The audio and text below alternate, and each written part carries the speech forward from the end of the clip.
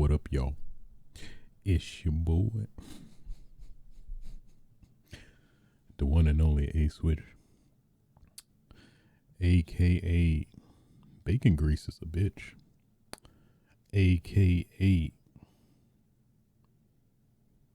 who put this marshmallow in my pocket, aka the Komaki Tiger Dropper, aka why my mic getting limp.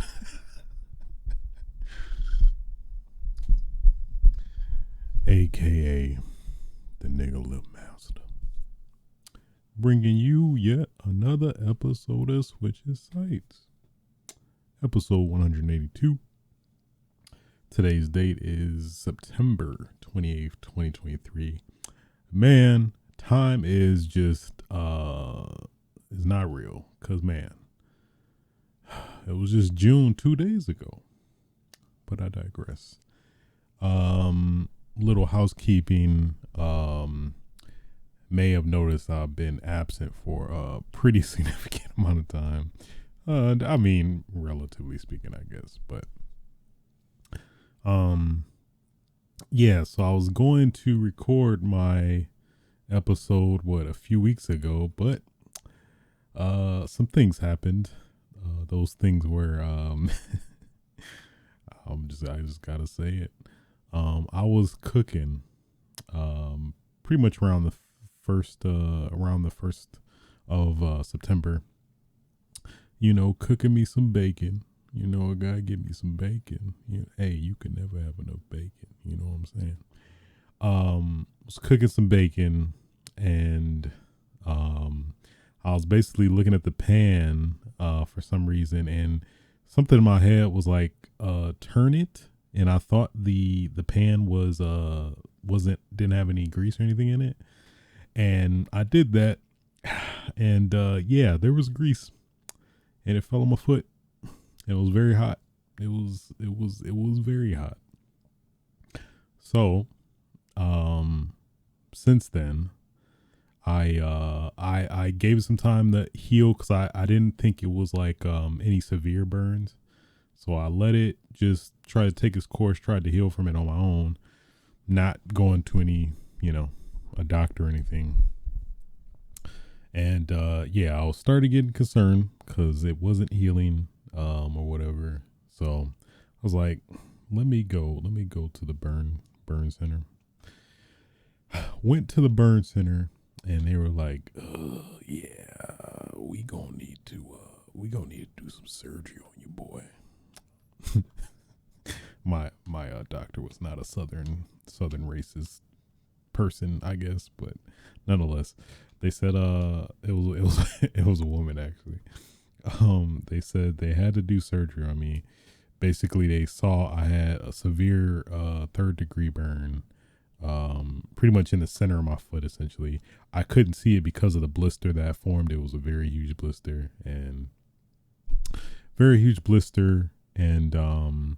after the blister popped, there was the skin over it, so I couldn't see it. And at least from what I thought, you aren't supposed to cut or get rid of that skin, essentially. But because the burn was so severe, that's why the skin wasn't forming or trying to heal, basically. So basically, I had to get 2 surgeries.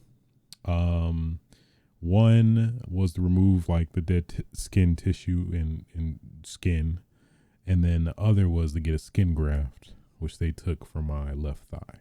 So, and pretty much during that whole period, they admitted me to the hospital that day. Mind you, I wasn't expecting this at all. I'm like, it's all right. Hey, they probably just gonna give me some ointment.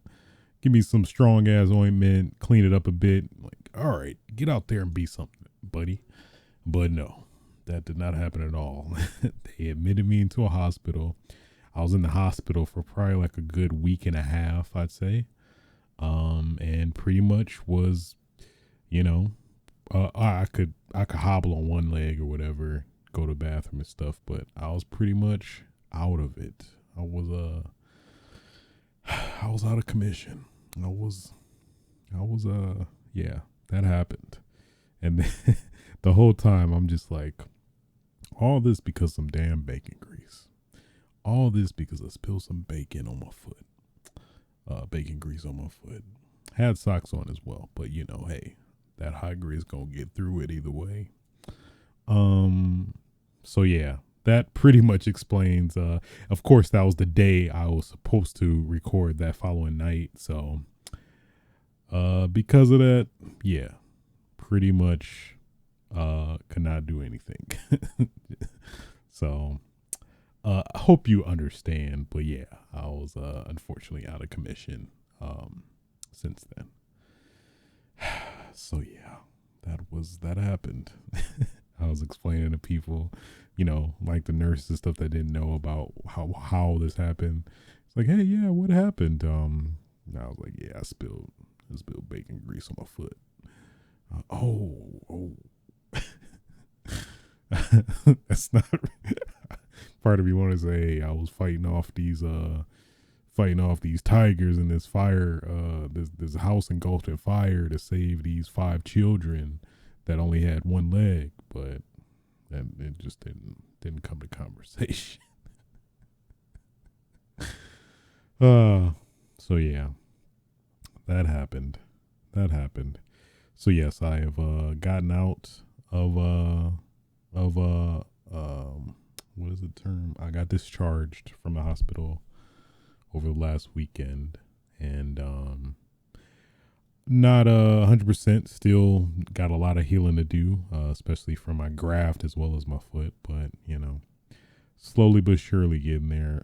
Also, had another scare earlier today where I went to get a checkup, and on top of that, they said, because I started having pain on my left calf, pretty much where where my foot is healing, and I told them I was having this weird pain that was consistent, and just was just consistent, and like after I put weight on it, it's maybe a little bit more, but overall it was consistent. So they were checking like, you might have a blood clot, so let's go to ER. So I'm like, oh no, are they?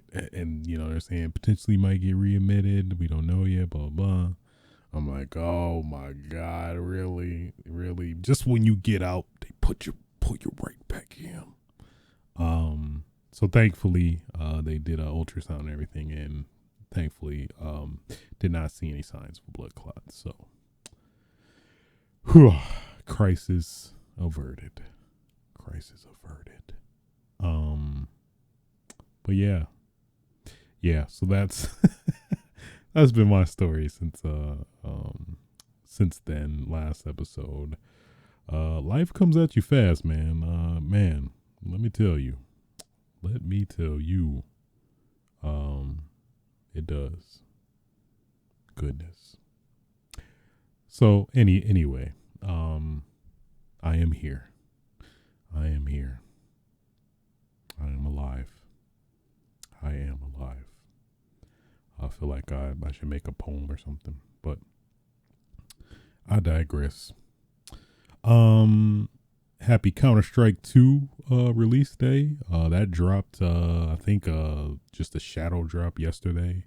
I'm gonna try to mess with it, probably maybe over the weekend, because I'm trying to get me some op headshots, some deagle headshots in general. I'm trying to not aim where you should, so in turn, you actually aim at the head. Hey, Counter-Strike 2.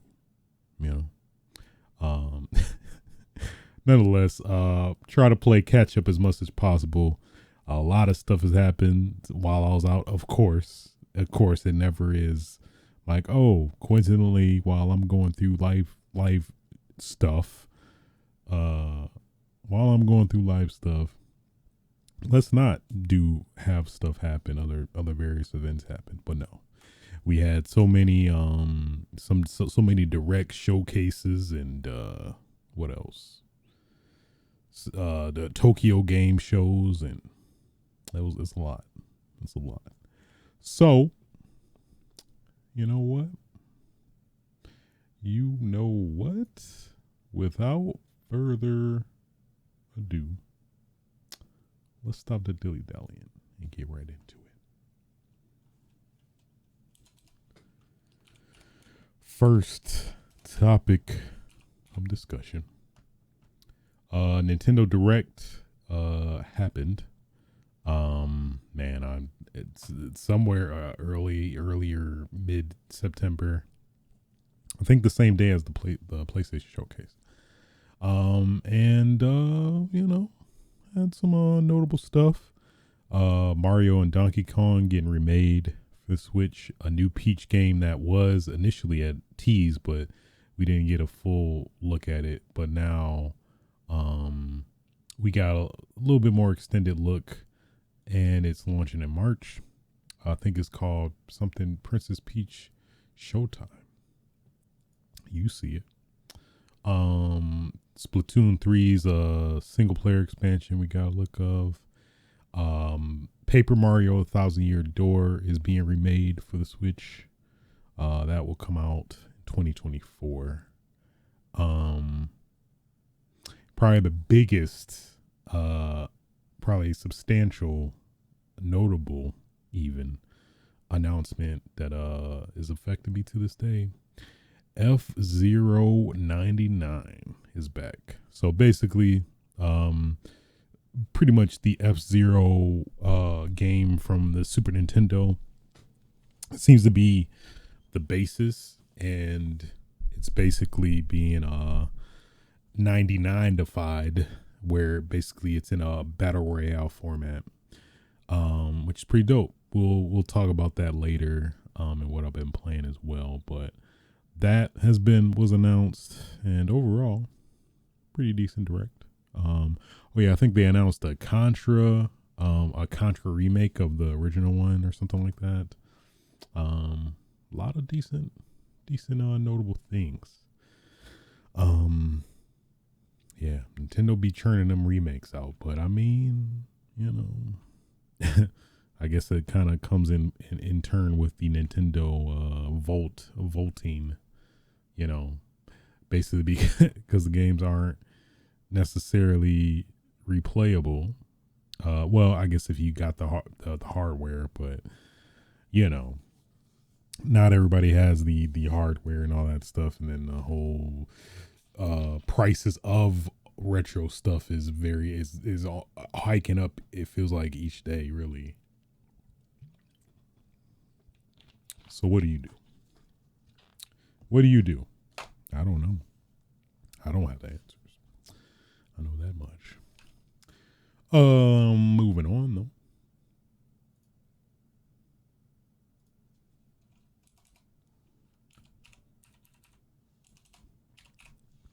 PlayStation Showcase, which also happened in the same day. It was a lot.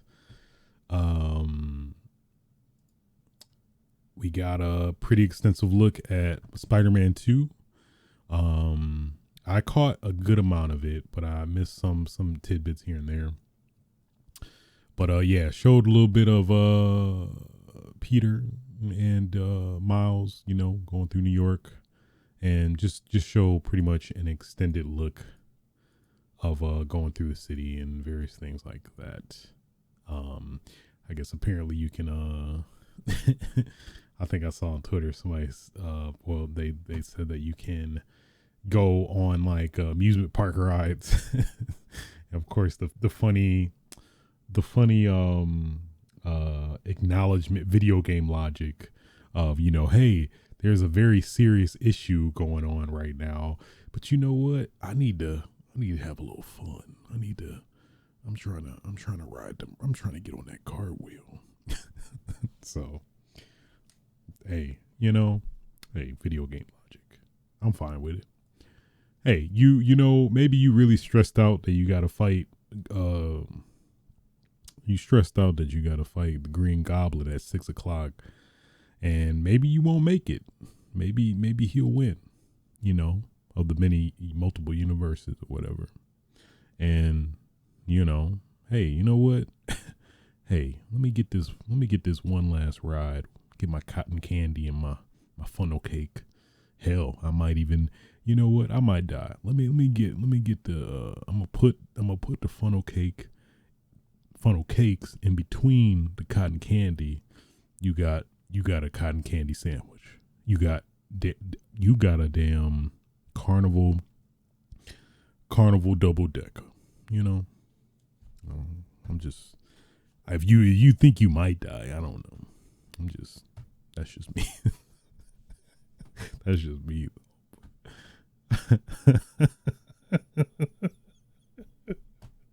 I digress. Also saw Resident Evil 4. I think they started off with the VR mode, I believe, where they showed a little bit more details of that, which I believe is coming in next year exclusively for the PSVR 2. And then also finally we got a look at Separate Ways, which was the very much highly obviously incoming DLC. I think it was leaked previously a while back, a little bit after the game was out, like some various files, some additional mercenary characters that are missing were added and things like that. So it was a lot. I very much hinted at the Separate Ways DLC, which of course was missing from the initial release of Resident Evil 4. So showed a little tidbit of that. So Tales of Arise, Helldivers 2 showed a little bit extensive gameplay of that, and it seems like it's changed from an isometric shooter to a third person, which that gets my attention. I know that. Avatar Frontiers of Pandora, they showed some extensive gameplay there. Baby Steps, this is like this seems to be, at least the vibes I'm getting, this looks to be like the next streamer, quote unquote streamer game of the year, well, the next year, 2024, where it seems like it's kind of like a mix between a Surgeon Simulator, but you're walking, but you're trying, where they make it, intentionally difficult to actually walk, and the angle seems to be that you will laugh at the person trying to walk because it's intentionally designed to make you struggle to walk, to do such a basic thing. They make it very complicated, and in turn you'll struggle, and comedic laughter will ensue, is my what I got from that, watching that trailer. So Honkai Star Rail, like what? Come on now, we all know it. Don't you know about that Honkai Star Rail? Where you been living? You been under a rock? Motherfucker, this Honkai Star Rail. What you mean? Oh man, that's gonna get me every time. Foam Stars, hey, all right, you tired of playing Splatoon? Get your ass over here to PlayStation and get you your damn Foam Stars in. Foam Stars open beta party. Okay. I guess that's technically next weekish. Or no, over the weekend, September 29th through October 1st. So, hey, man, if you've been like, hey, I don't really want to play Splatoon, but I want to play something that is going to be like Splatoon, but not Splatoon, Foam Stars, baby. You already know. New PlayStation 5 and DualSense colors. We got the volcanic, I gotta do it, volcanic red. We got the cobalt blue. And we got that sterling silver. Oh, I like that. That felt good. I'm not gonna lie. Yeah. So that how could I forget? Of course, probably what stole the whole show for me personally. Final Fantasy VII Rebirth. We got another juicy, plump, delicious, decadent trailer for Final Fantasy VII Rebirth. Whew. And it was great. It was great. I'm gonna watch it again while I talk about it. I'm gonna watch it again while I gush about it. So, man, whew, they starting off with the what if of if Zach is alive in an alternate universe. So, and then you got Zach is on the cover art. So it is definitely implied that Zach is going to be has a big prominent role in this. That's different from the original game. Whew, you got Cloud exploring the open world and battling and all the party members are teaming up with each other and doing team up attacks. I saw where Aerith is like shooting Kate Sith.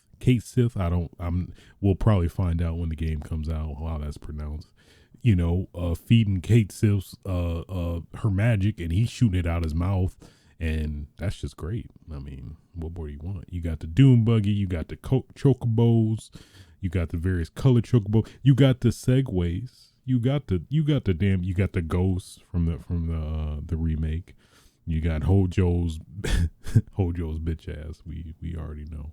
And then of course Sephiroth.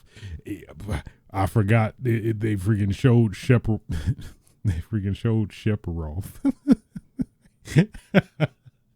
That sounds like a southern. Oh man, it sounds like a southern ignorant like a father to his son that owns a. Hey, is that there Sephiroth?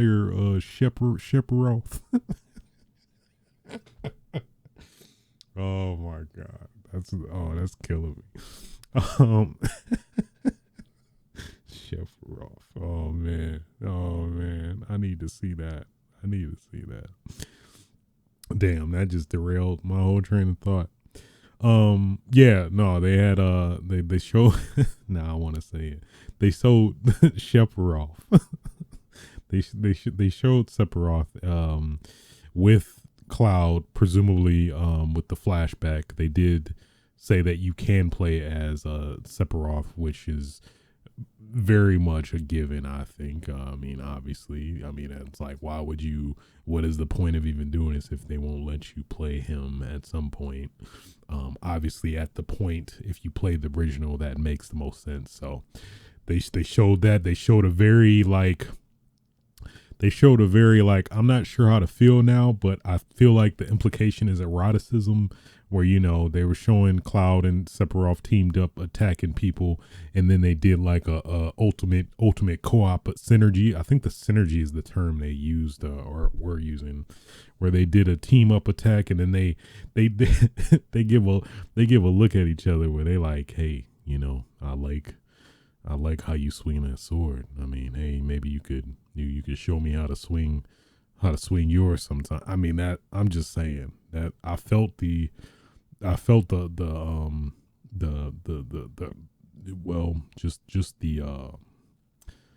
gayness. I'm not gonna lie. I felt it. I was like, man, they might kiss just the way they looking at each other. I mean,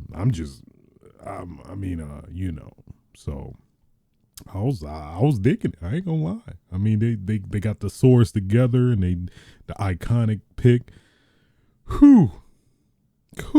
I'm ready. I'm ready. I'm ready to be reborn. I'm ready to be reborn. I am. Man, that was great.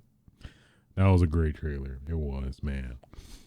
I feel like I'm very heavily biased at this point to Final Fantasy VII Rebirth, but at the same time, it's like it feels like it's going in a very awesome direction, especially if you're a fan of the original. So, yeah.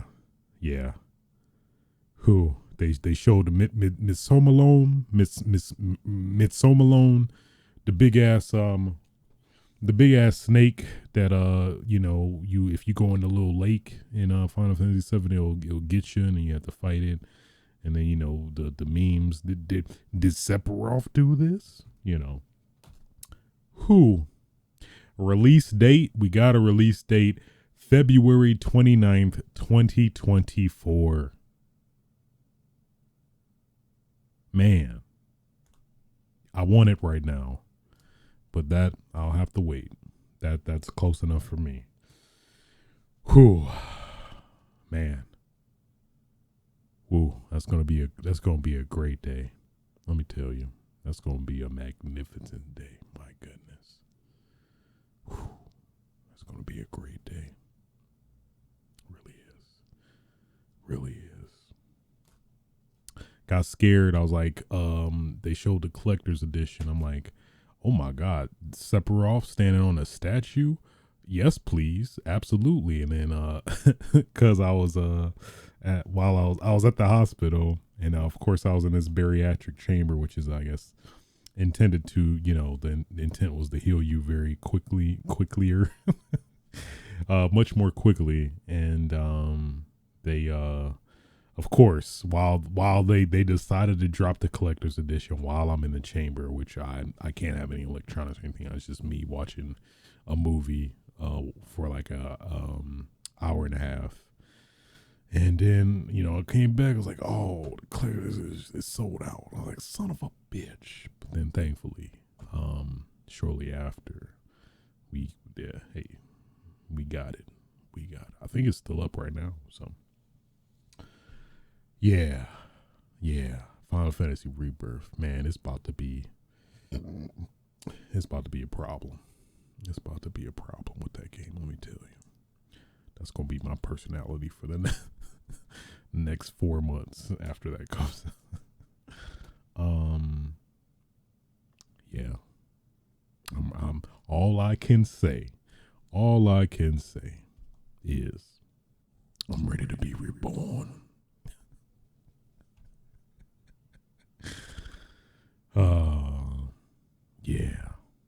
Yeah, I'm ready. I'm ready to be reborn. I'm so ready. It's so much I could talk. I could go on a whole tangent about that. The hell, I'd dedicate a whole episode, but I digress. And pretty much that was pretty much the PlayStation Showcase for this month. Yeah. Moving on.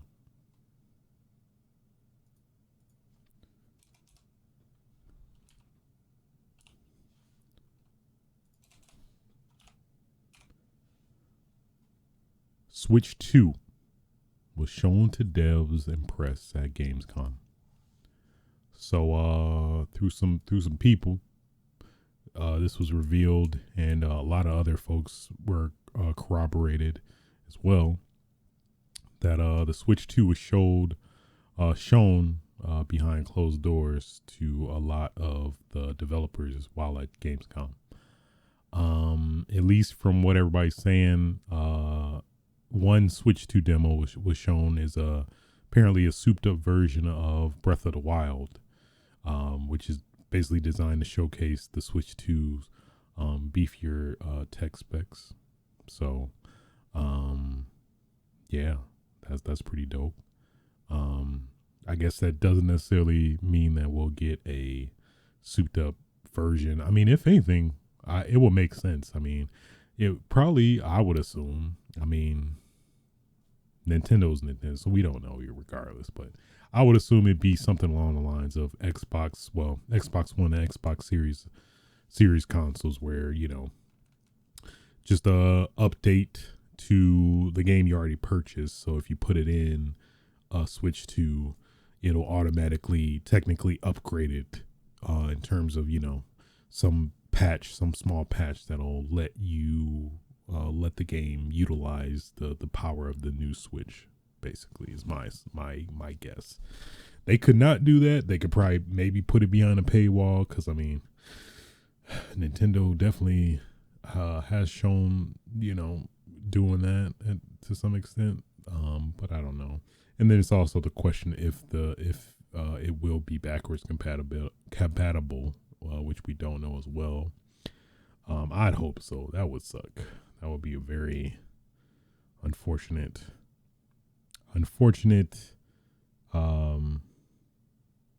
strike towards Nintendo when it comes to that, but I don't think so.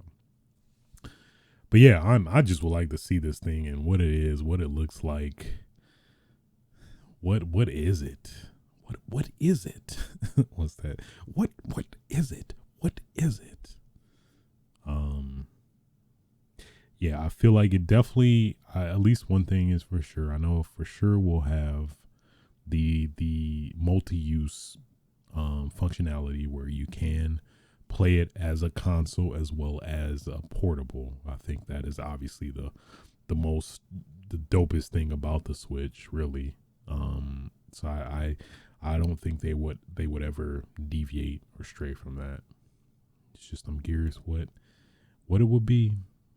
I'm telling you, Nintendo, Super Nintendo Switch. You would be dumb not to do that. Super Nintendo Switch. It makes so much sense, but I don't work at Nintendo. My uncle does. To me, my uncle works at at Nintendo.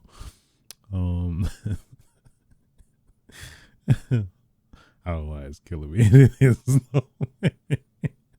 Hey, my uncle works at Nintendo. So yeah, we shall see. It was pretty much pinned down that it will definitely see this next year. I'm pretty certain they're just like gonna let the holiday sales take its course, and then we'll probably hear something. I don't think we would hear it at the Game Awards or anything like that. I would be surprised if they did, but no. Well, I guess maybe potentially people have bought the Switches before then, potentially. So possibly, maybe. I don't know. I think we'll probably hear it like the first of next year, like in January or something, and then maybe it might drop in March around the same time the original Switch launched. I could see that. That could potentially be a thing. Only time will tell. Only time will tell. Yeah. Switch 2 Boogaloo coming soon to you. I'm not a rapper though. Moving on.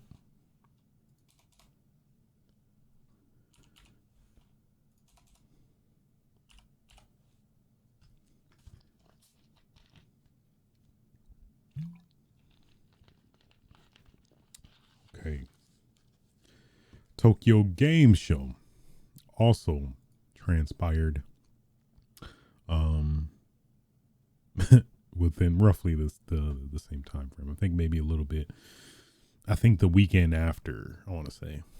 So we got some announcements, in particular Capcom's broadcast where they talked about some stuff.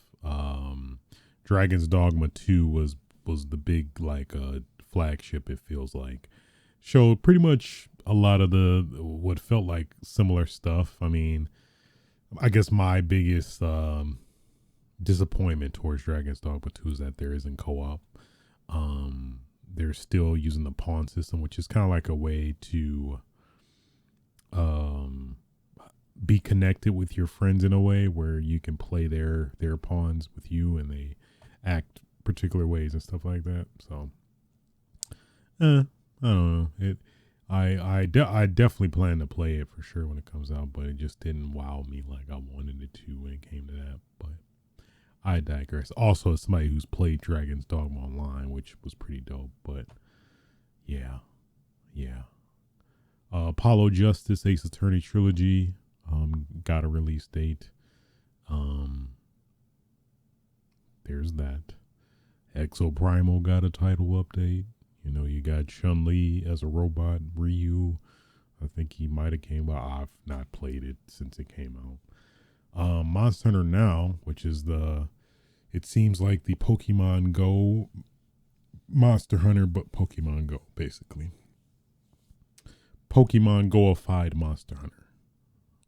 I've yet to play it. Street Fighter 6 is Aki, new character.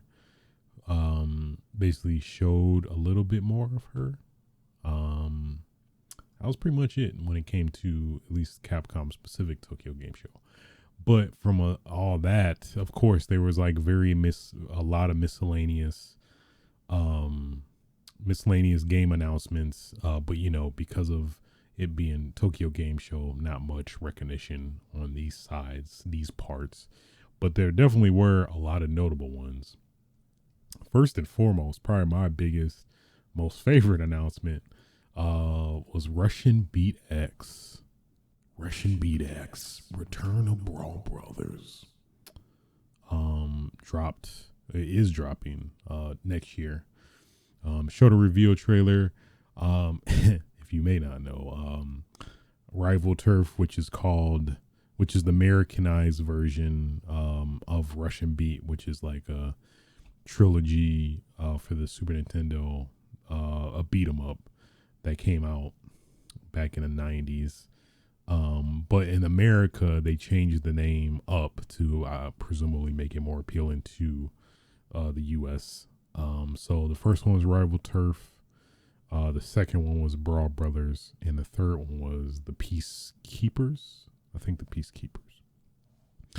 So it's cool. They're kind of, acknowledging the regional differences and things like that, which is dope. And, they show a little bit of gameplay. Obviously, it looks a little rough when it came graphically, but hey, if that gameplay is there, I'm in 100%. So, which that looks to be the case. You got what's his name? I call him the Black Firefighter. I think his name is Douglas Blind Build. I'm getting it mixed up, but saw his ass, like he's doing his pile drivers, his not pile drivers, his flowing his what would you call them? His propelling suplexes, where he throws people in the air and then suplexes them when they come down. It's dope. It seems to be a lot of variation when it comes to that, which is dope. Hearing some of the classic music which is dope as well. Yeah, they got some new characters. Rick Norton was the white guy with the jacket. He looks pretty cool. They doing uppercuts and shit. It's great. You got what's his name? He's shooting Douglas Bill. He's shooting people with a gun. He's stomping them and doing the suplexes and doing a damn what do you call it? I forgot what you call it. Where you spin them around. The big swing. Yeah, this looks dope. It seems to be 2.5D ish. So that's good. At least they're not trying to make it a full 3D fighter necessarily, which is respectable. And they showed a new character, Kalua. Yeah, as a fan of the Russian Beat series, particularly Rival Turf, which has always been like a nostalgic guilty pleasure, because it depends on who you ask, but most commonly is not the best beat 'em up out there, but it had a really dope soundtrack, which always captivated me, especially growing up. And now it's always like a comfort type game where I like, you know what, I feel like playing a couple levels and spacing out in a way. Another thing that's very funny, I just an acknowledgement that I find very funny, is that we're getting a new Russian beat before we ever got a new Final Fight, which I find that hilarious. I find that very hilarious. But I digress. Russian Beat X, Return of the Brawl Brothers. Return them. Gotta return them. Earth Defense Force 6. You know I'm a fan of the Earth Defense Force. EDF. They finally announced that that's coming in 2024, as well as English localization. I believe when it comes to the physical version, I think you can only get it from you have to import it from Asia, and then but it does support English, so you could do it that way. Of course, pretty certain it'll come digitally, which is probably the most accessible option for people. But hey, EDF, Love me some damn. I'm ready. I've been fiending for some EDF. So pretty much, if you know EDF, it seems to be EDF, maybe with some minor changes here and there. But you know, I I don't have any like unrealistic crazy expectations when it comes to EDF. Is EDF is a very safe niche game that like how would I describe it? A very safe niche game, really. Yeah, there's not much really you can go out of that.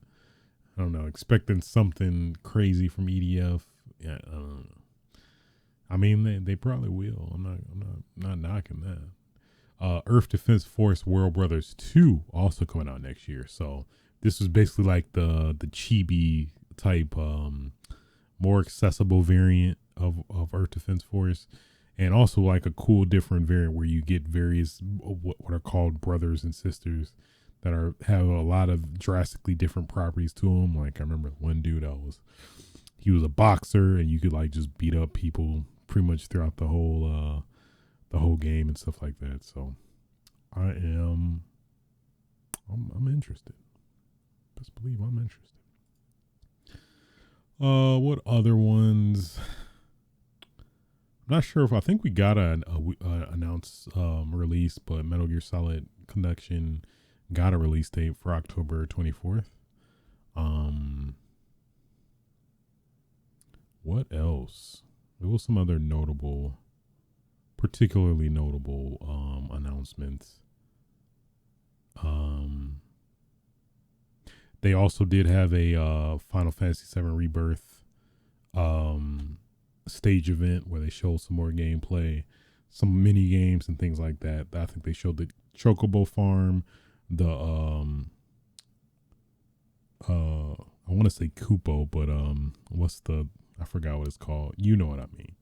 They showed that farm/village, Resident Evil Village for iPhone and iPad coming. Okay, sure. I think Swery and Suda51 are making a game, which is called Hotel Barcelona. It seems to be like a 2D platformer slash shoot 'em up, beat 'em up kind of hybrid. I guess it's an action game, but 2D action game. Which I'm very much I like their work very much, so I'm very interested in that. Yeah, somebody who's a huge fan of No More Heroes as well as a Deadly Premonition. That's a get. That's a get. You don't question it, you trust it. You know, you don't question, you trust.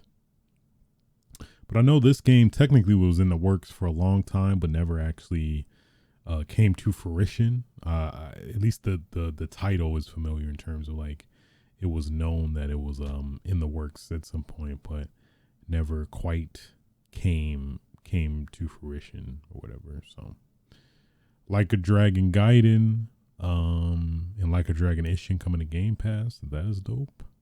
Love that. Wulong Fallen Dynasty DLC, Octopath Traveler 2 coming to Xbox Series, and Windows early 2024.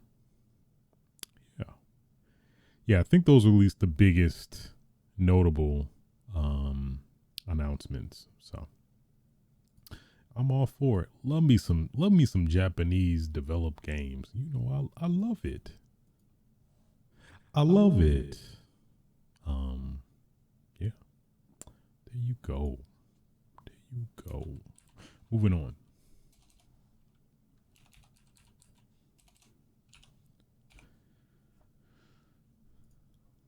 PlayStation Plus prices are being increased via a blog from PlayStation.com, where they have announced that, guys, we wanted to let you know that starting September 6th, we will be increasing the price of PlayStation Plus 12-month subscriptions globally across all benefit plans. This price adjustment will enable us to continue bringing high-quality games and value-added benefits to your PlayStation Plus subscription service. And boy, these prices are pretty big hikes, I have to say. Um, so at least the essential, which is like the base at the entry type tier, um, is $59.99, and it's increased to $79.99.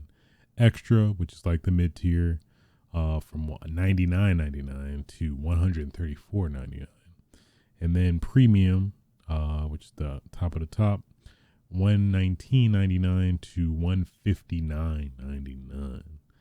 Damn. So yeah, that's asking for a lot there.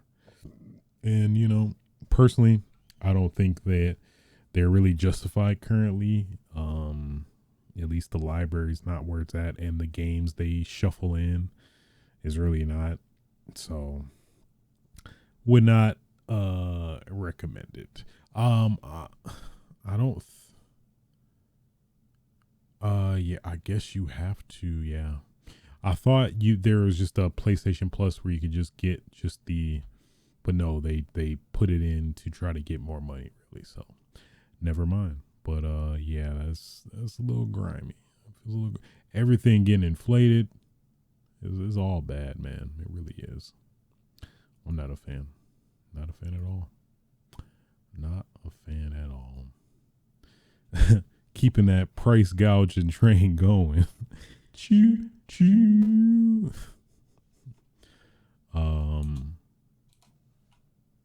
We got Unity, which is the engine that a lot of developers use for a lot of various games, a lot of indie games that people know and love.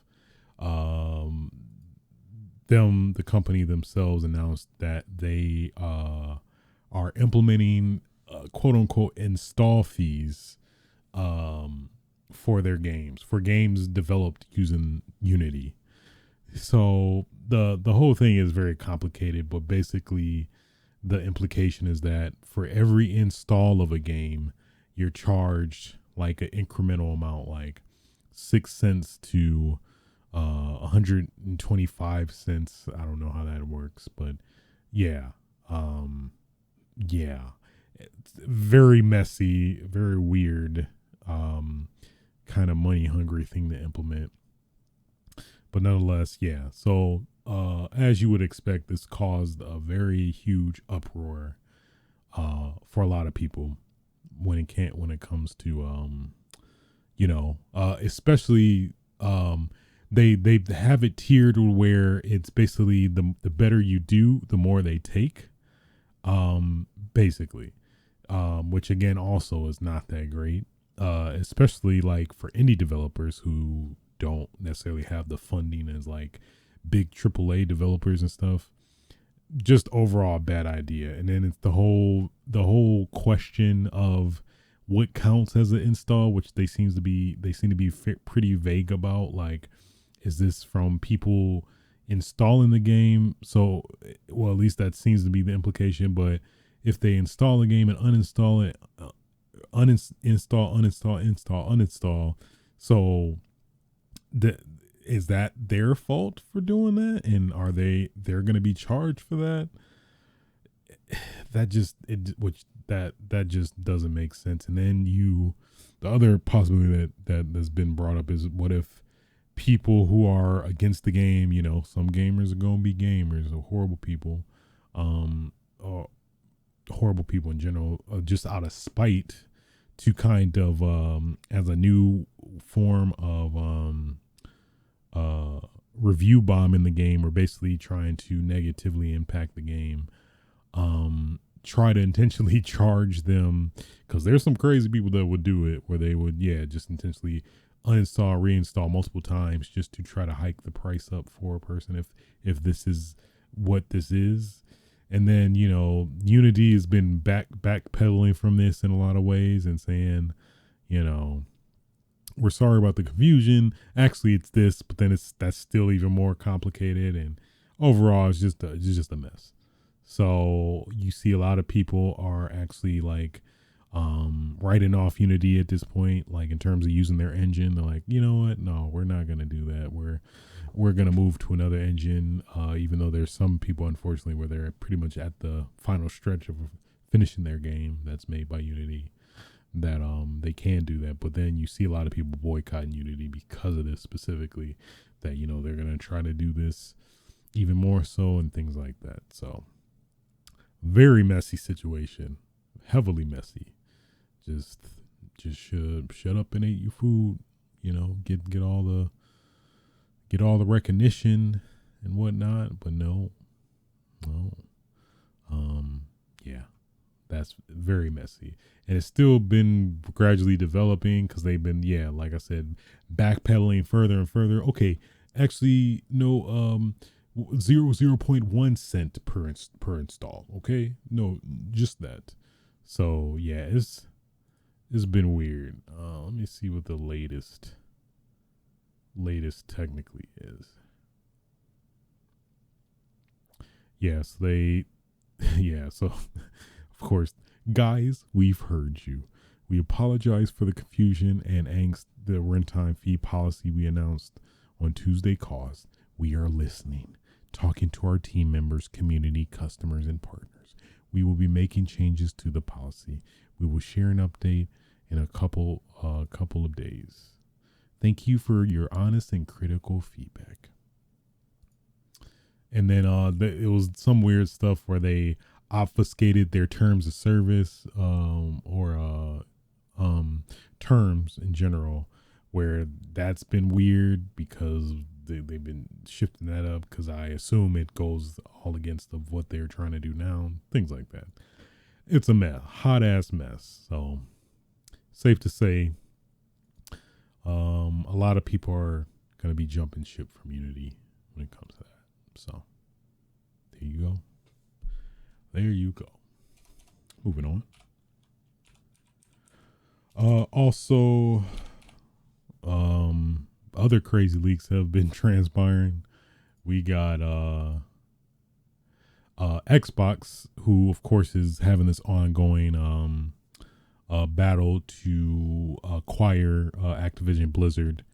In that process, they've been having to submit certain particular documents, backing up various things, and within that, they basically accidentally leaked a lot of their documents to the court because they, I guess one employee put like multiple files within a PDF, and a lot of those documents were supposed to be strucken or confidential, but they weren't. Which the issue seems to be on Xbox's side in terms of who to blame there, where I guess they were supposed to do that to some extent but weren't.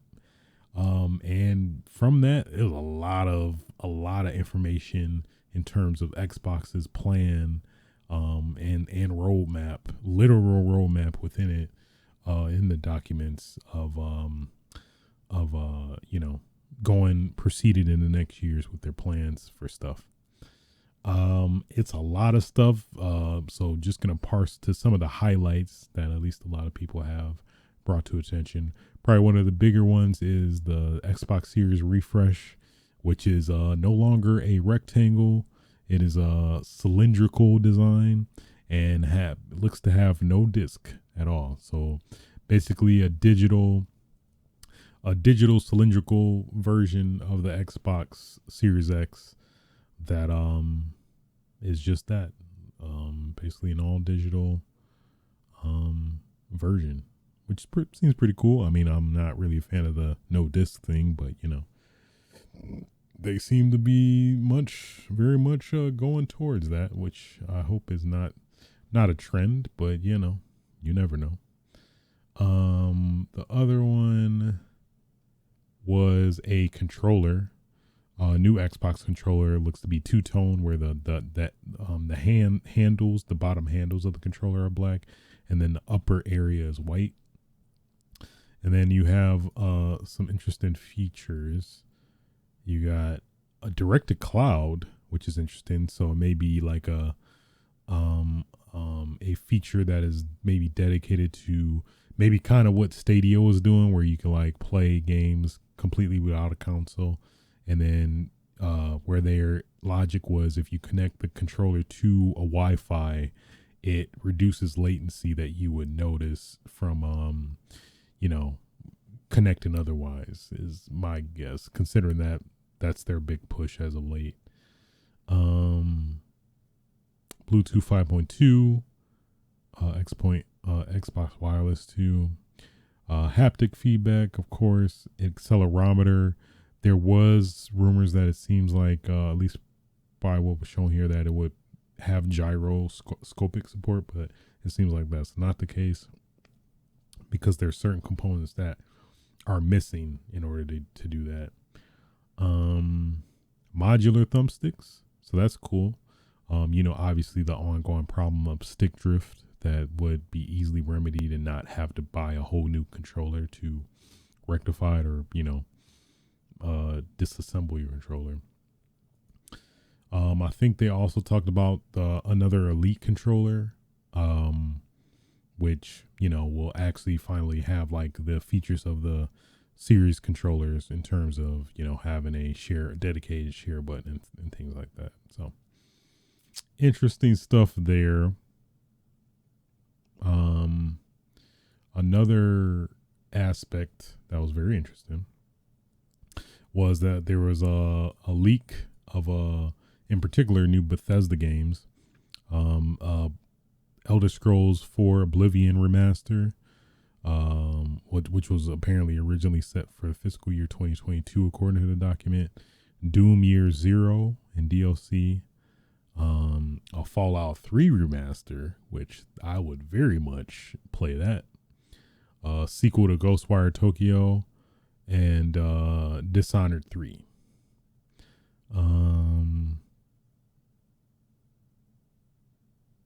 Yeah, there's some other kind of vague titlings of certain games that don't necessarily tell you. There's Project Kestrel, which maybe that could be a Splinter Cell reference, because I know that's a character in the co-op from Splinter Cell Conviction, I believe. That might be more of a stretch. Project Platinum, which maybe could be a game made by Platinum Games, which I think technically that used to be Scalebound. Maybe Scalebound comes back. A vaguely named licensed IP game. The Indiana Jones game, which I think we were aware of beforehand also. So that's very interesting.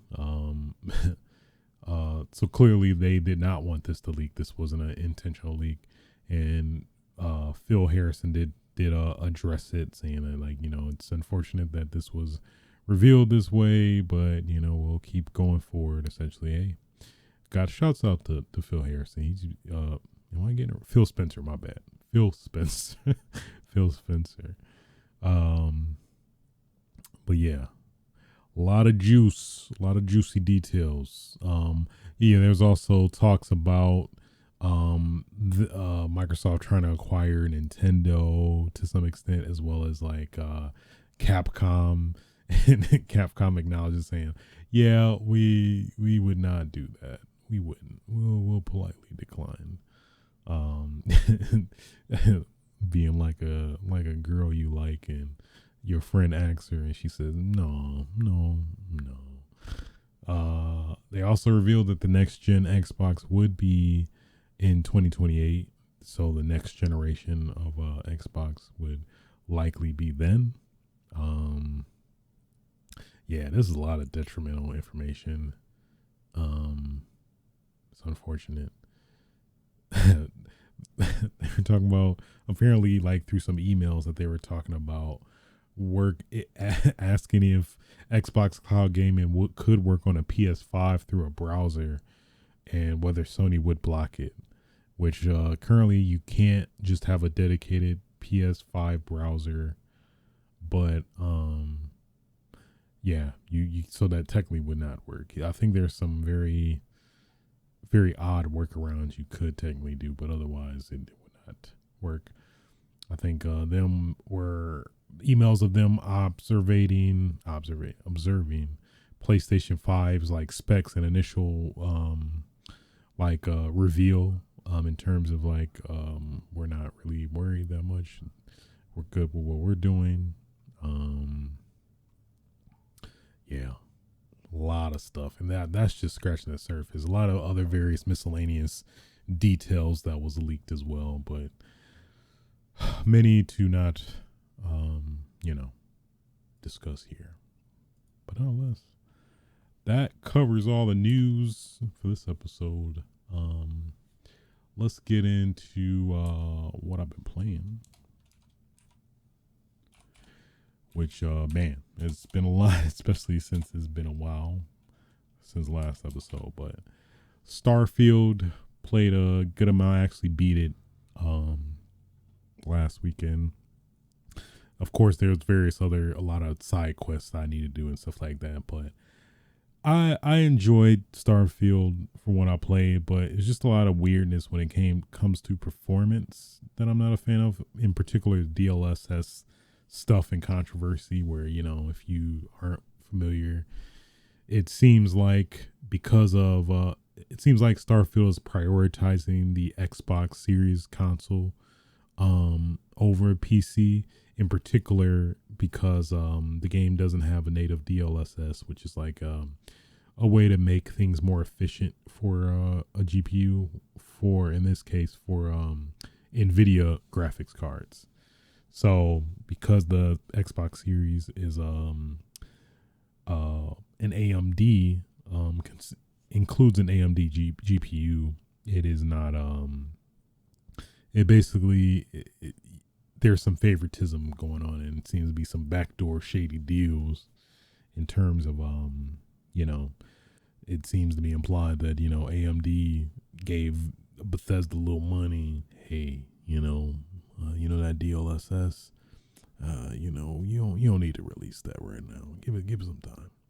So thankfully, Bethesda did address some of the complaints people were having, that there will be a patch down the road for a lot of significant of issues. The biggest one, at least, is the lack of DLSS for a game as big as this, as well as the game itself is not very, very optimized in a lot of ways. So there is that as well. So at least what I was like, all right, I played a fair amount of side quests and stuff. I was like, let's just get through this story, and then maybe I'll probably come back after some significant updates have transpired and went through, and the performance is much better. So yeah, I enjoyed it. I like the ending. It's very interesting prospect to explore, which I probably will. After some time, I'm gonna let it cook. I'm gonna let it cook. I'm gonna give it some time. Go, let that thing cook a bit. So, also played Mortal Kombat 1. Completed the campaign, or story mode. Story mode was pretty good. I really dug it. Obviously, I'm avoid spoilers. But yeah, I like the direction they're going with Mortal Kombat now. It is a very interesting prospect that makes a lot of sense when you think about it. But yeah, I dug it. I like the story. I liked some of the elements they incorporated. It's very much, if you're familiar with the previous Mortal Kombat games and story mode, you'll pretty much be familiar with this. I've yet to really get really into it in terms of like fully learn a character and all that stuff. At least so far, my character of choice seems to be Garrus. I love me a black time traveler. Or my bad, a black protector of time. So he's been at least one of the cooler people I've messed with. And then there's also the whole layer of possibilities, which is the cameo system, where you basically have like an assist character that helps you during your fight. So that's a whole bag of worms to kind of explore and things like that. So They also mess with the invasion mode, which is this like kind of pseudo excuse for a single player campaign where you can like basically it just seems to be like an excuse to keep you playing the game with just various like characters you fight. They try to RPGify a fighting game is the vibe I get, but it for me it's just some dissonance when it comes to that where it's like be a fighting game, don't be a RPG. I just feel like a fighting game and an RPG are just two genres that I personally feel like can never really blend well, you know, because then there's always the concern of having an advantages and things like that. So yeah, yeah, it is. Yeah, was not really feeling that. You know, you walk on this like game board, and it feels like, and you know, explore. The first stage was Johnny Cage's mansion, and yeah, it was very mad for me. I don't think I will play through that specifically. What I will probably play through is like the towers mode to get all the all the hypothetical endings, which I definitely probably plan to do for sure. But yeah, overall, hey, Mortal Kombat 1. I mean, it's Mortal Kombat. I mean, of course, I am definitely a sucker for Mortal Kombat, as a lot of other people, I'd assume, you know. But overall, I thoroughly enjoyed it. Thoroughly enjoyed it. I'm kind of mad. I got the edition that let you play the game early before it, you know, got released to everybody else or officially, quote unquote. But because because of my foot situation, could not play it. So that was a fun aspect that came to mind. But I digress. Also played probably my favorite game at the moment. Not gonna even lie to you. Not even gonna lie. Which was F-Zero 99. I am somebody who never played F-Zero before. I'm familiar with like, you know, what the game is, basically like a racing game and kind of a futuristic racing game, is at least the vibe I got.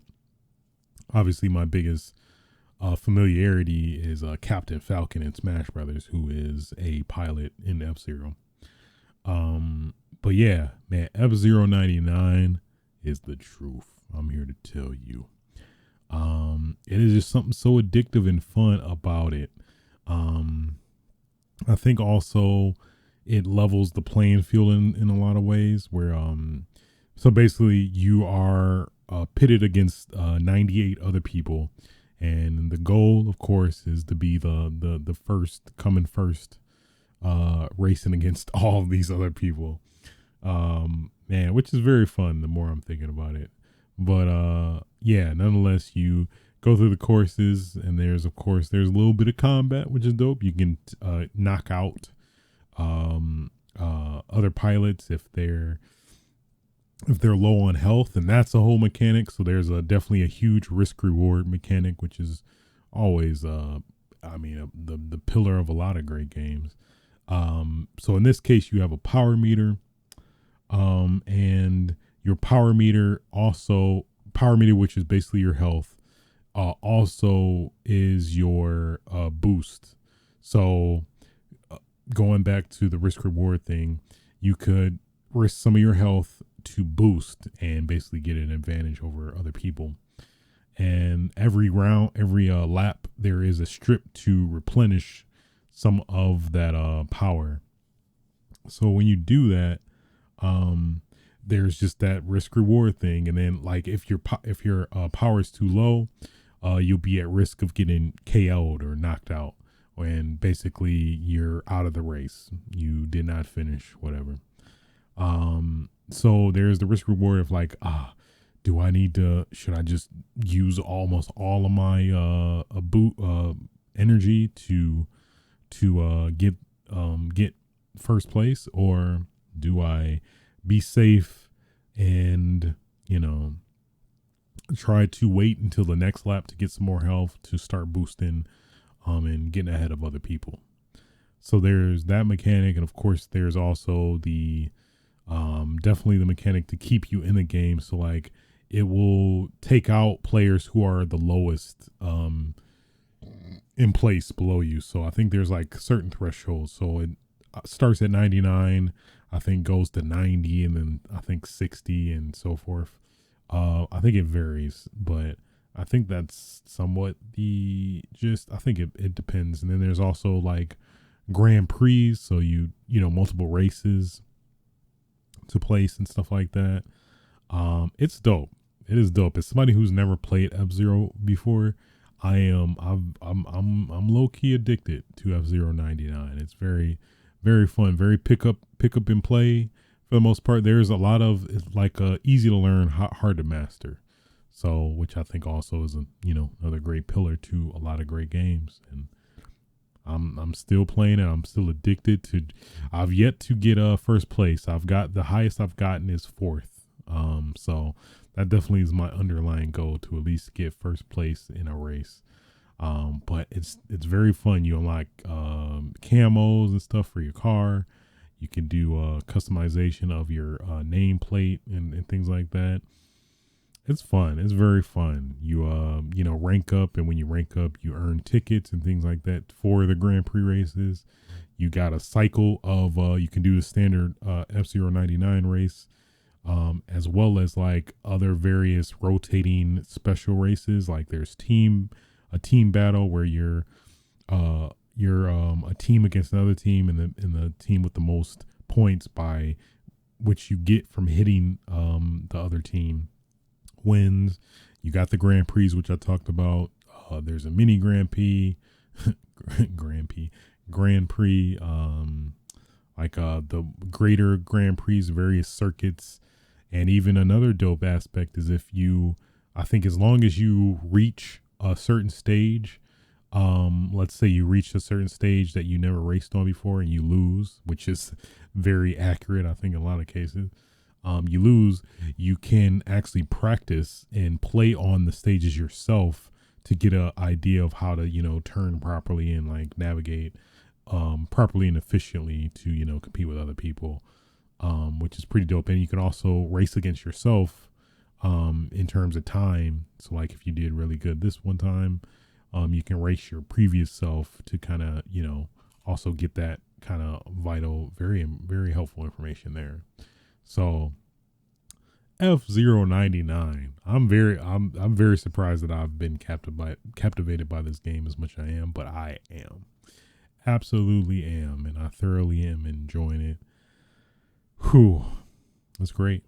That's great. This is I'm happy for F-Zero, because I know that this series has not gotten a lot of love throughout the years. The last F-Zero we got, I think, was it GX on the Nintendo GameCube? Maybe there might have been a Wii. Actually, well, let's look that up. Let's look that up, because I'm curious. I am very curious. Let's see. Yeah, so there was Super Nintendo one, 64, and Nintendo 64 one, F-Zero X. I guess there was a Game Boy one, F-Zero Maximum Velocity. F-Zero GX on the GameCube, which is that's one I remember. I've not played, but I'm at least recall that. F-Zero GP Legend, which another Game Boy Advanced game.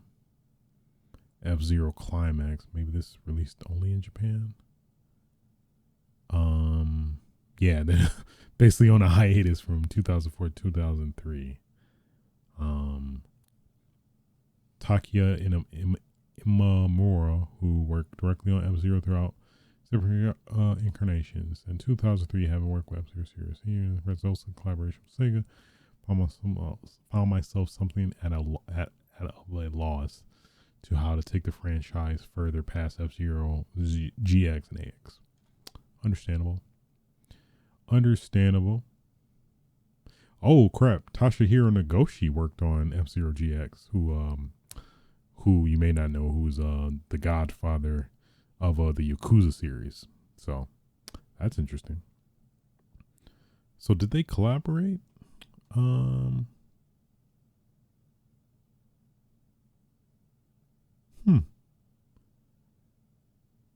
Wow. That's dope. That is dope. Yeah. So F-Zero's been dormant for a good while.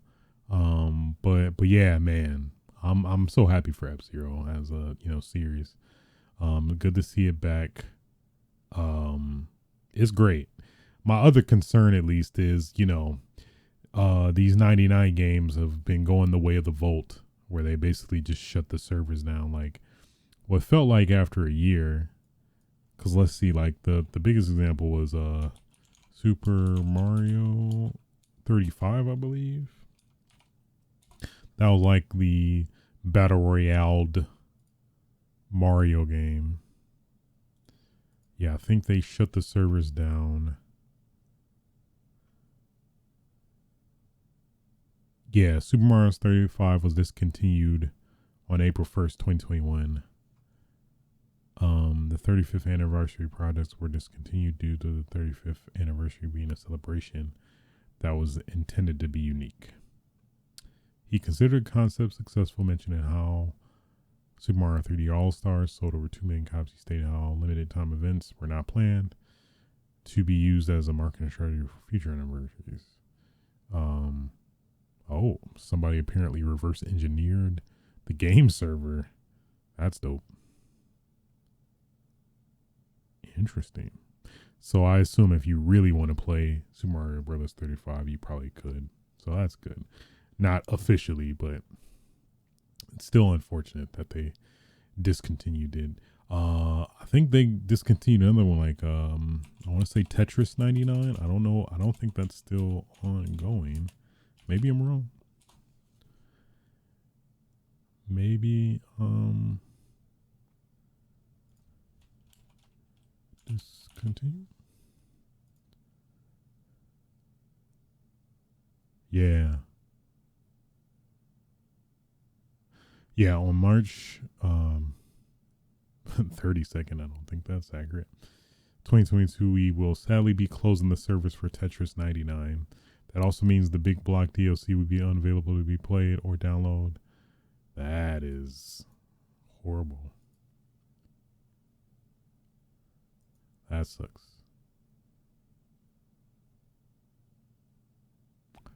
Maybe, hold on. Let me fact check this. Because something seemed a little off. Oh, Pac-Man 99. I forgot about that one. Yeah, Pac-Man 99. That got discontinued in October of, I guess, this year, technically. So Pac-Man 99 is going away.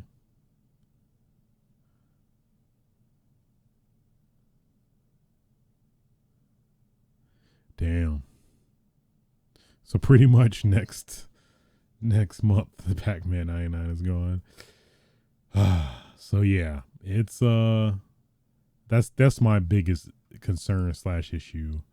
But being that it's F-Zero and it's like a dormant, franchise that hasn't been, really played with, hopefully they keep it up for a good while. But yeah, F-Zero 99, man.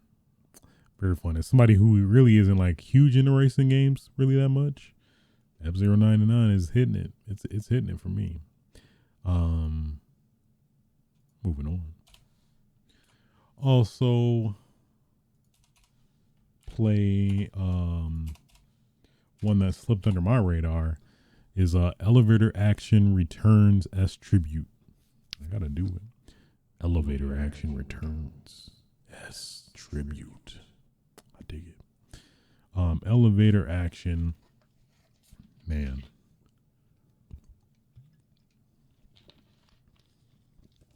Elevator action has definitely some not nostalgic feels for me.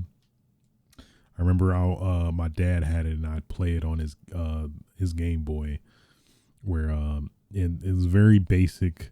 You basically are in these set stages where there's like an elevator in the middle of the stage, and then there's of course two other, basically a building as a stage, and the only way you can get down, for the most part, maybe there were stairs, I don't remember, but the only way you can get down is by the elevator, whether you're going the elevator go down, or you um are on the top and you go down. But of course there's the risk and reward there, where if you're at the top and you are the elevator goes up, you're dead, you're basically squished. But then you have a gun and you're supposed to get the particular file and escape. It was like a 007 inspired game, at least the original. So that at least was my reference, and I heard and saw this while just browsing the various stores, gaming stores. I'm like, elevator action returns. I was like, what is this? I've never heard of it, and I was like, you know what? Let me try it out. And boy, I am a huge fan of this game. I guess it was apparently called Elevator Action 2 in Japan, and I think in Japan in general. But yeah, it came out in arcades in I think 94. I looked this up, obviously. Came in arcades in 94, and I think apparently it was ported to the Sega Saturn a couple years after that. And I think it was in like some Taito collection on consoles. And then it apparently came out last year, like late last year, I want to say. But I totally went on my radar. But nonetheless, yeah, I played this, and it's like a pretty much modernized version of elevator action. Got a different spin. It's like you're no longer a spy. You're like a post-apocalyptic, futuristic, cyberpunk-esque type setting, it feels like. And you're basically just the same type of gameplay mechanics, where can go indoors and get various power-ups, but the main goal is to go in the important doors and get what you need. So, and then of course you have a gun and you can throw bombs, and at least now it's more what's the word, procedural in a way, where you actually these are full-blown levels, so you're not restricted to this one level that doesn't move. You actually side scroll, which is pretty dope. But yeah, as somebody who was a fan of elevator action growing up, this was very cozy, and might I say the soundtrack was dope as hell. I'm really big fan of the soundtrack also. Elevator action returns as tribute. I dig it. Also has a dope you can have unlimited continues. You can there's a slow mode which makes sense. Now I mess with that a little bit. Can also rewind, which I use that towards the end of the game where it gets very difficult. And there is a like good ending, bad ending type thing based on those decisions, actions you need to meet. Say that. But yeah, it was something very comfortable for me playing it again after all these years, or playing the sequel technically. Yeah, so thankfully when I was in the hospital, that very much occupied my time very well, I'd say. Had a thorough playthrough. I played it again actually, just recently too. Elevator Actions returns. It hit a soft spot for me, and I appreciate it for it.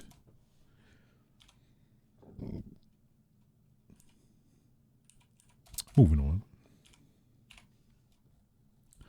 Also, played Resident Evil 4 Separate Ways DLC. Again, Steam Deck. Shouts out to the Steam Deck. Man, yeah. So while I was in the hospital, Steam Deck did at least help occupy decent amount of time while I was in there. Managed to somehow on the spotty hospital internet get Separate Ways installed on my Steam Deck. Had to do some finagling, had to like update my Steam Deck to a beta version, which apparently had support for some of the newer, or I think some of the newer games, but also at least indirectly from my research, lets you play Separate Ways on the deck. You could technically beforehand, but I think something with this DLC, the Steam Deck wasn't a fan of in terms of the standard firmware. So after I did that, game ran pretty great.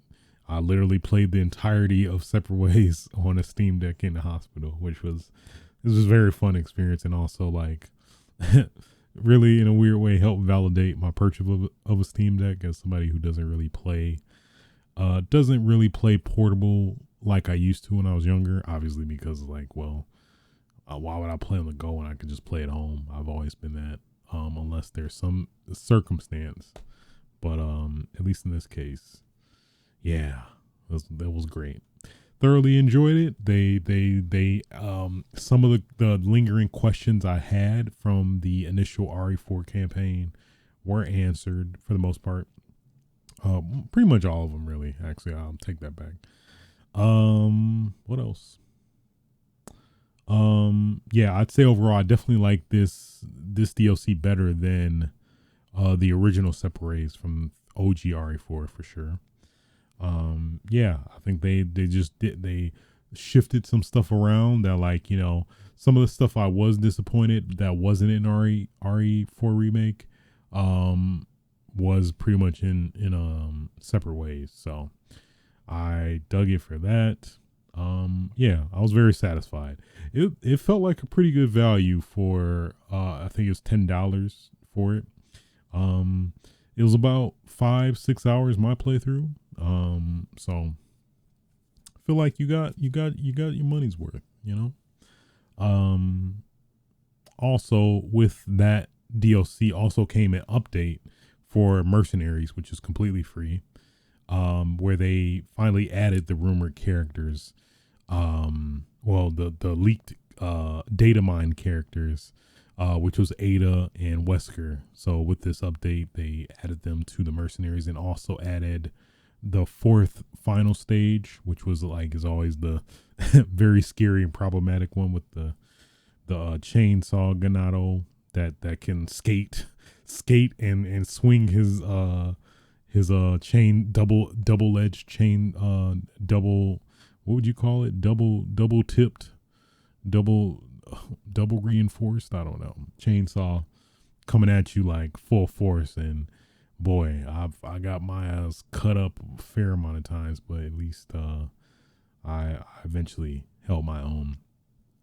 So what I've been working towards now is that with this update, they added Leon's RPD costume from RE2, but the conditions to unlock it is that you have to S+ every stage with every character, which has been a feat, but for the most part, I've got through it. I think the only character I have left is, I think, Wesker, maybe Wesker and Krauser. I think I have to play through S+ most of the stages or something like that. So the RPD costume is soon to be mine.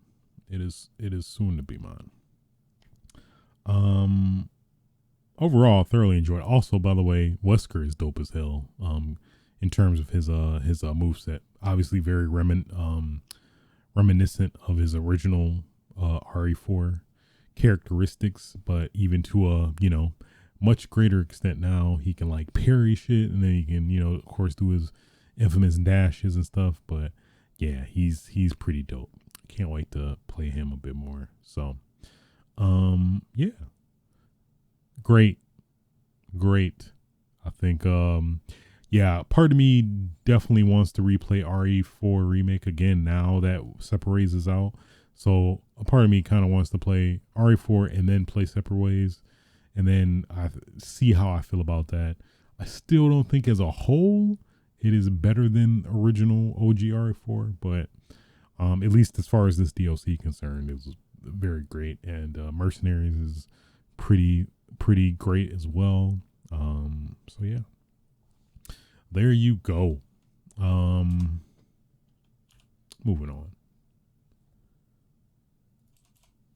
Also played this is a surprise for me as well. Undertale. I played it on my Switch also while in the hospital. Undertale, man. This was a very surprisingly delightful experience. As somebody who's always heard about the game being really great and stuff. What's funny, way a while back, I did get a collector's edition of this game, knowing I would love it. And surely enough, that was the case. I very much thoroughly enjoyed this game. Undertale, how would I describe it? It's like it's like a unique, it's kind of like Earthbound. As somebody who hasn't technically played Earthbound, I'm familiar with some of it, but I think I've heard the references of this game towards it. Earthbound meets, I don't know, I guess I would say just Earthbound, really. Yeah, I think it's like a different take on Earthbound in some ways, where it's like I guess I can't fully articulate that without having played Earthbound. It is reminiscent of like the old school NES, SNES games, more so NES, SNES, but like an RPG where you can choose to not fight people, which I think that was a capstone for Earthbound, if I'm not mistaken. So that was my at least first playthrough where you can go, because I heard that was like a thing for the game. So I'm like, you know what, let's go for that. And that's presumably the best ending. So I was like, let me go for that. So I did, had a wonderful experience. I had some troubles in terms of like, how do I succeed in this fight without fighting, which was interesting, but I figured it out. Did some sleuthing here and there, and eventually figured it out. It pretty much, the way it goes is basically you're talking to a person and you have a health little heart, which is in a square box, and it generally consists of you dodging various things that try to take your heart, which I think I didn't really put that together. I think there's some resonance. There's something to be scratched, if you will, about that, to be kind of thought on thoroughly about that. But yeah, it was, so pretty much you do that, and then you basically try to convince the person that, hey, I don't want to fight you. I don't want to fight you. And then eventually at some point he's like, oh, really? You don't want to fight me? Well, I guess I don't want to fight you then. And then the crisis is resolved for the most part. Obviously there's some various deviations here and there, but it was it was very delightful. Music banging, yet again another thing people were talking, ranting and raving about that I now understand. Toby Fox, man, he's a dope. He can make some hits, let me tell you. What else? Yeah, it just felt very delightful. And after finally finishing it, yeah, man, it hit for me for sure.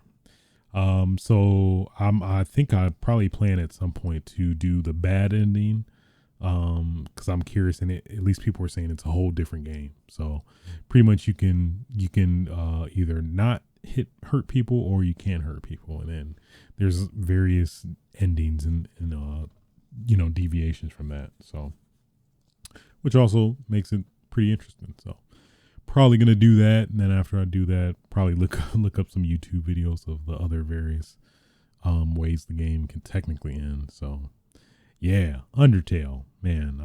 I was late to the party, but man, I'm glad I got to the party. I'm glad I got to the party. I think it came out initially in 2015. And I never really jumped on it. I think they eventually dropped it on the PS Vita, maybe PSP. No, I think PS Vita. But I never got to it. Never got to it. PS Vita, PS4, but I never got to it. But now eventually, because I was stuck in the hospital, like, you know what? I've always heard about Undertale. Let me try out Undertale. And yeah, it was great. It was great. It was great. Gonna be actually I was doing that. I was going to be banging at the soundtrack for till the end of time probably because it's that great. So Undertale. Part of me kind of want to. I think there's a sequel, but it's been coming out in parts so far. Deltarune. I definitely plan to play that at some point too. But yeah. So that's all I've been playing. That felt like a lot, but yeah. Getting into what I've been watching, which has been One Piece actually. Love is Blind. It wasn't One Piece that got me to resubscribe to Netflix. I was like, let me.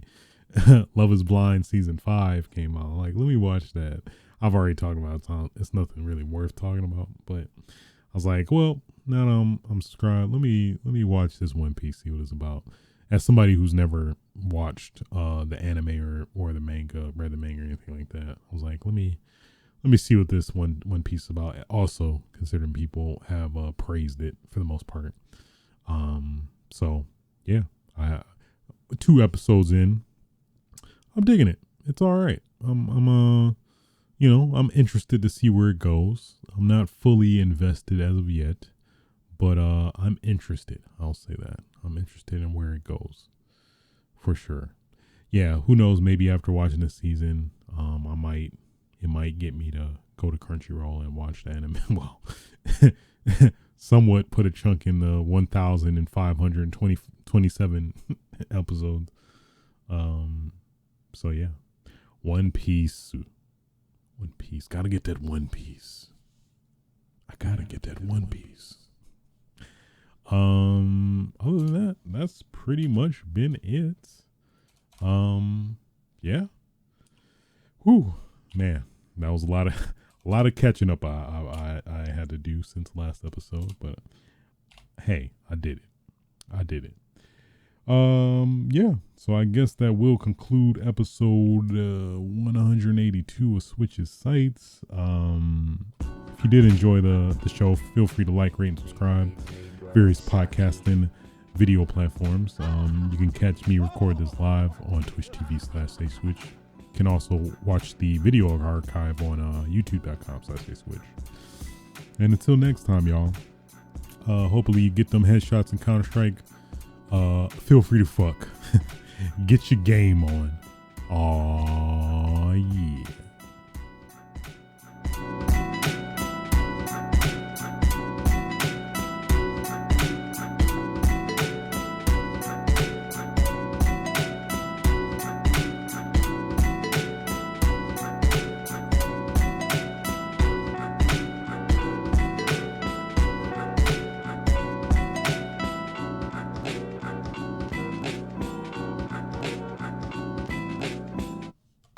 Oh God. Nobody's safe.